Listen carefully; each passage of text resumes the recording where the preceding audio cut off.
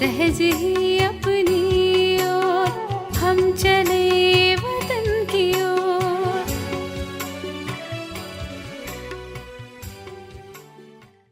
ஓம் சாந்தி 14/5/1970 அவ்யக்த பாப்தாதா மதுபன்.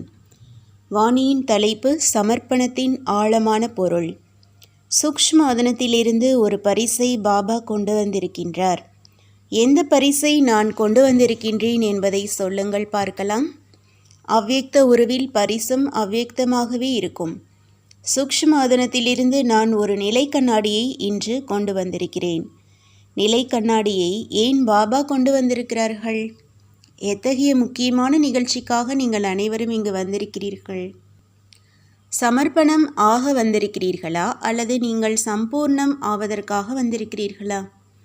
பாபா சமர்ப்பணம் ஆகப் போகிறவர்களின் முகத்தை பார்க்கவும் மற்றவர்களுக்கு காட்டவும் தான் சூக்ஷ்மவதனத்திலிருந்து ஒரு நிலை கண்ணாடியை இன்று கொண்டு வந்திருக்கிறார்.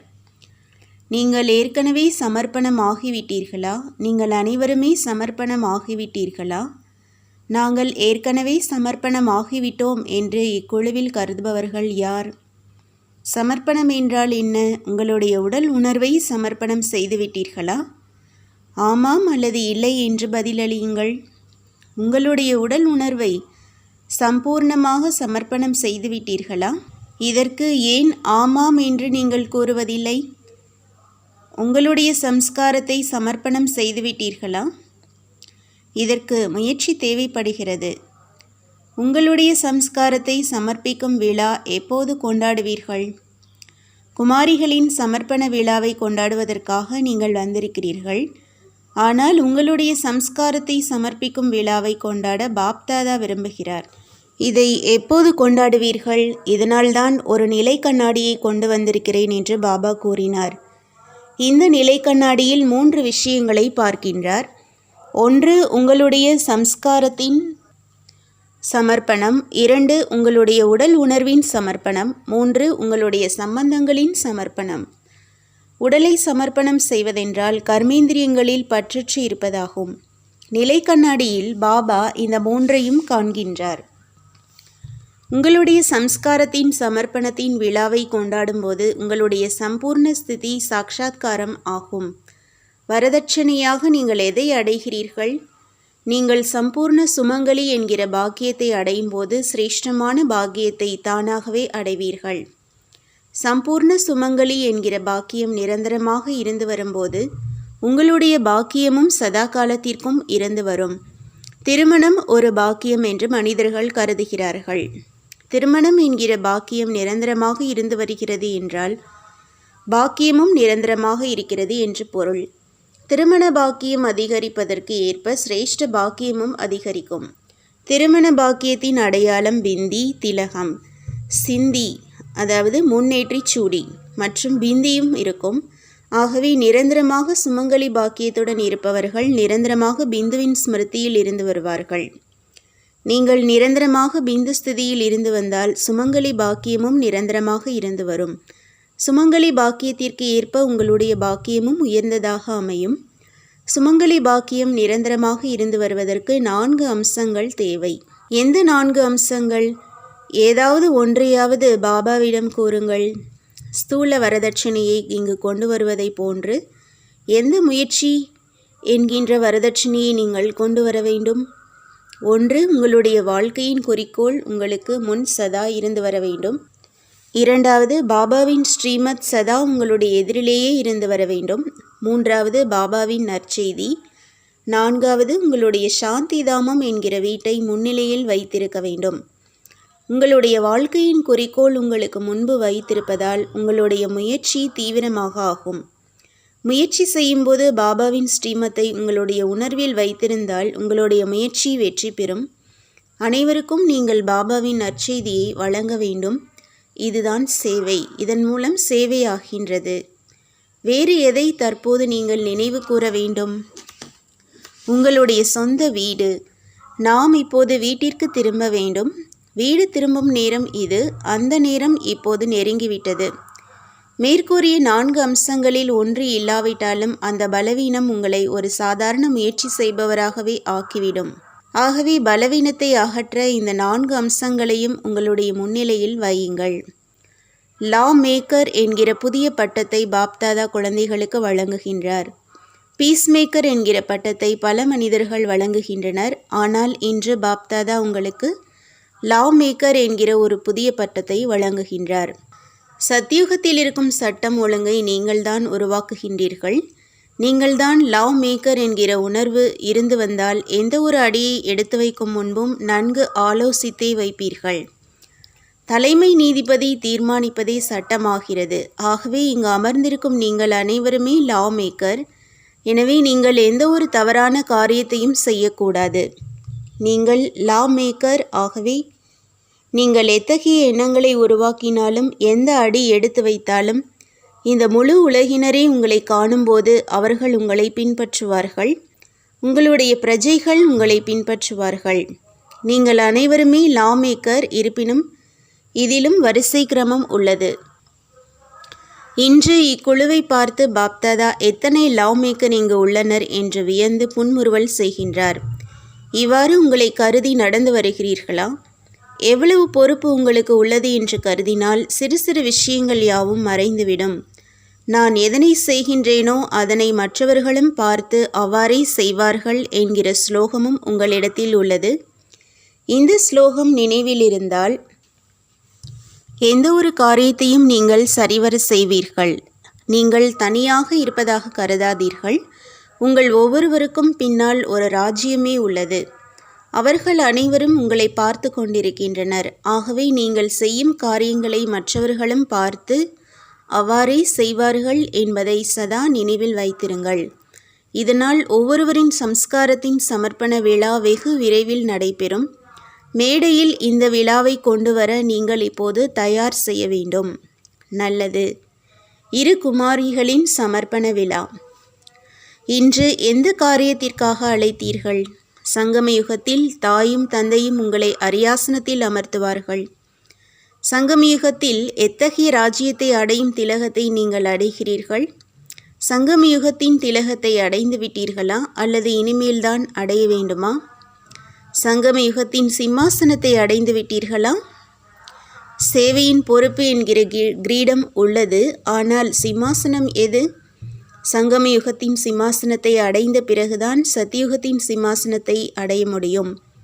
சகல ஆபரணங்களாலும் நீங்கள் அலங்கரிக்கப்பட்டிருக்கிறீர்களா அல்லது இப்போதும் அலங்கரிப்பதிலேயே ஈடுபட்டிருக்கிறீர்களா?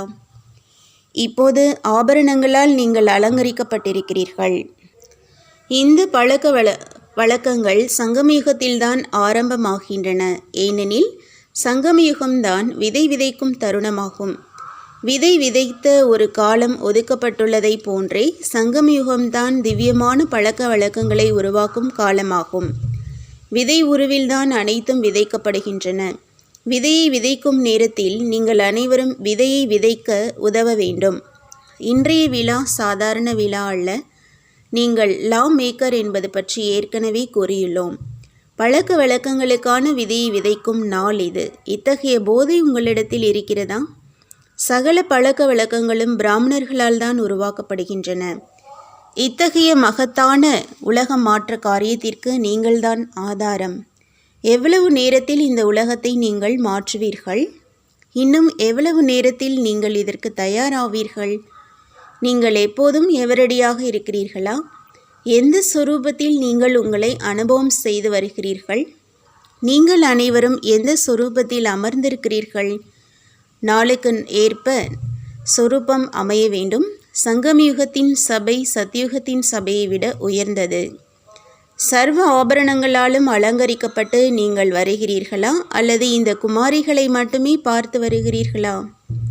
சங்கம யுகத்தின் ஒவ்வொரு அலங்காரமும் சத்தியுகத்தின் அலங்காரத்தை விட மிக சிரேஷ்டமானதாகும். பாப்தாதா இவ்வாறு அலங்கரிக்கப்பட்டுள்ள மூர்த்திகளை பார்த்து வருகின்றார். இங்குள்ள கிரீடத்தை ஒப்பிடும்போது சத்தியுகத்தின் கிரீடம் ஒன்றுமே இல்லை. சங்கம யுகத்தின் கிரீடத்தை நீங்கள் தரித்திருக்கிறீர்கள். இந்த கிரீடமும் சிம்மாசனமும் நிரந்தரமாக இருப்பதற்காக நீங்கள் எத்தகைய முயற்சி செய்வீர்கள்? இதற்கு 3 அம்சங்களை நீங்கள் நினைவில் வைத்திருக்க வேண்டும். இந்த சமர்ப்பண விழா மற்றும் முடிசூட்டும் விழாவின் பழக்க வழக்கங்கள் சங்கம யுகத்தில் ஏதாவது முறையில் நடந்து வருகின்றன. இந்த உலகின் சம்பிரதாயம் என்ன என்பது உங்களுக்கு தெரியுமா? அவர்களிடத்தில் எத்தனை வகையான பழக்க வழக்கங்கள் திருமணத்திற்கு இருக்கின்றன? 1 பிராமணர்களின் மூலமாக, 2வது நீதிமன்றத்தின் மூலமாக, அதாவது பதிவு திருமணம், 3வது கோவிலில் உள்ள குருக்களின் மூலமாக. இதற்கான விதை ஏதாவது ஒரு வழியில் இங்கு விதைக்கப்படுகிறது.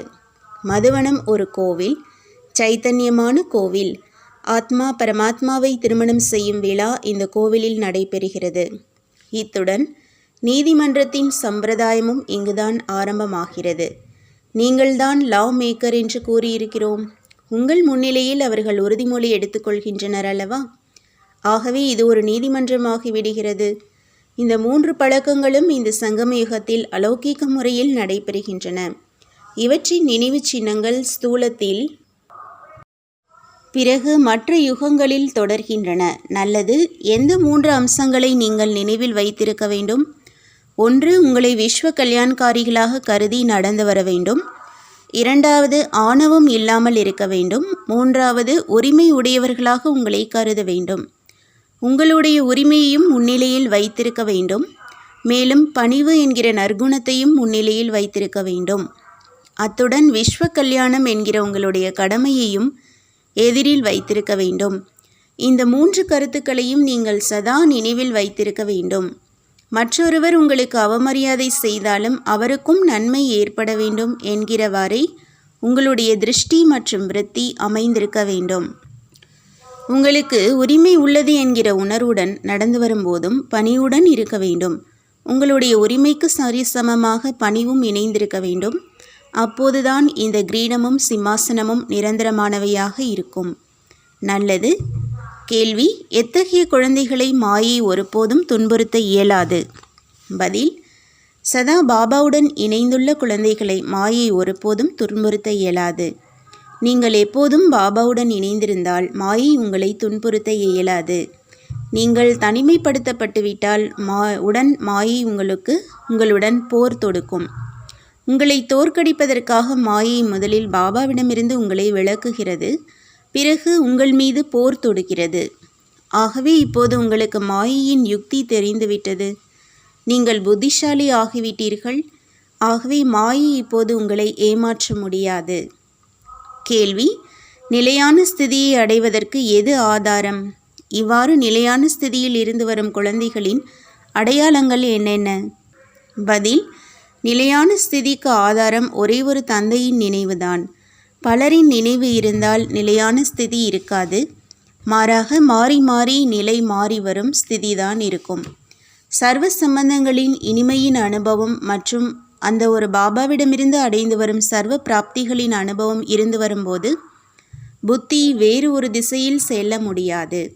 பாபா ஒருவரை தவிர வேறு ஒருவர் இல்லை என்றால் புத்தி விஷமம் செய்ய இயலாது. இறைவனின் அன்பை அடைந்துள்ளவர்களின் மீது உலகில் உள்ள மற்ற அனைவருமே அன்பு செலுத்துவார்கள். ஓம் சாந்தி.